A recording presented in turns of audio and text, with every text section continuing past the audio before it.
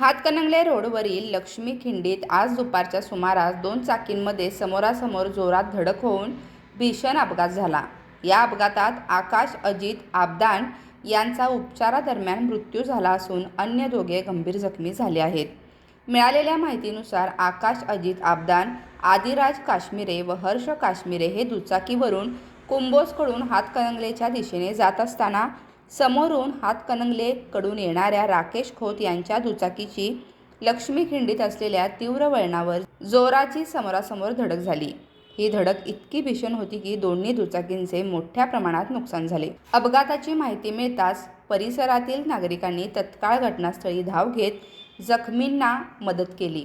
रस्त्यावर रक्ताच्या थारोळ्यात पडलेल्या रुई येथील दुचाकीस्वार आकाश अजित आबदान यांना जवाहर सहकारी साखर कारखान्याचे व्हाईस चेअरमन बाबासाहेब चौगुले व हातकणंगले नगरपंचायतीचे अभिषेक पाटील यांनी आपल्या चारचाकी वाहनातून तातडीने इचलकरंजी येथील अलायन्स हॉस्पिटलमध्ये उपचारासाठी दाखल केले। मात्र डॉक्टरांनी उपचारादरम्यान त्यांना मृत घोषित केलं।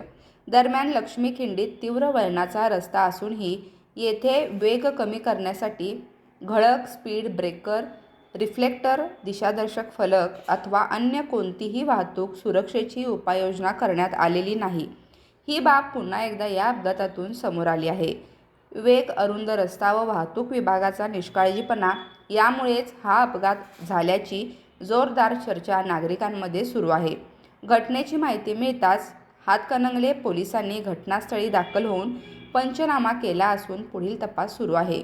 या मार्गावर वारंवार अपघात होत असल्याने वाहतूक विभागाने तातडीने लक्ष देत आवश्यक सुरक्षात्मक उपाययोजना कराव्यात, अन्यथा भविष्यात मोठी दुर्घटना घडण्याची शक्यता नाकारता येत नाही, अशी तीव्र मागणी नागरिकांकडून करण्यात येत आहे।